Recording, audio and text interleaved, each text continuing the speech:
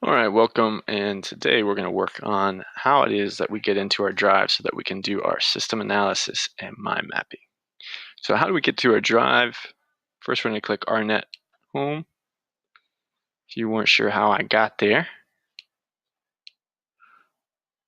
there's this Google Chrome app, and that's how I get to here. So once I was there, then I clicked RNet, and now I'm at RNet. So we're going to go to our drive.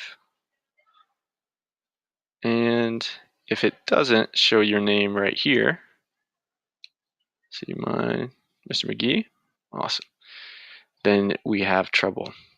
So right now we're going to be talking about our work with parts, people, and there it was, interactions. So just taking a quick look at our presentation, right? We want to remember that we had a little silent reflection last time about what did we do last time, what is a system, what would you like to write about being a system. Then we talked a little bit about how to get into these MacBooks that you're now using.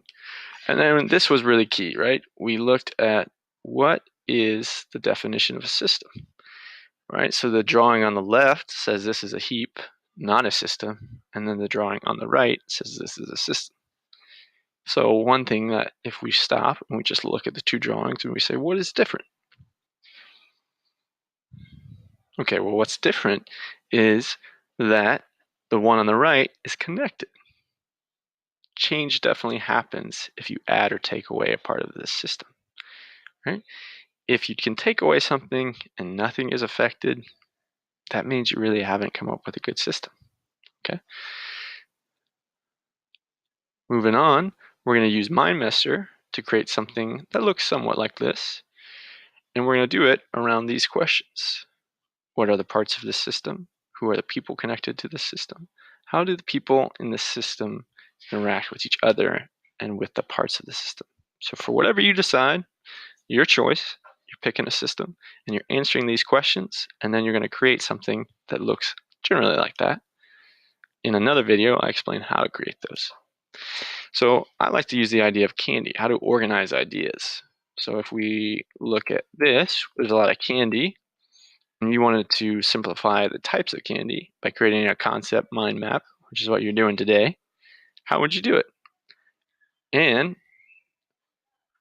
think about candy, we can group them into big levels called chocolate and gum, and then from there branch off into the specific types.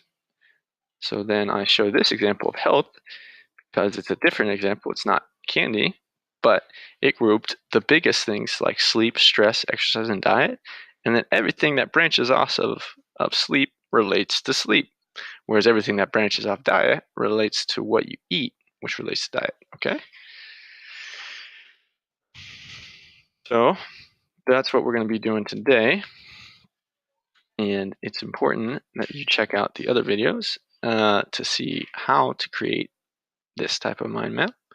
And remember that we really want to focus on this is not a system, right? Just doing things, whereas this is a system, right? Can we do those things? And can you answer these questions? What are the parts of the system? Who are the people connected to the system? And how do people in the system interact with each other with the parts of the system, right?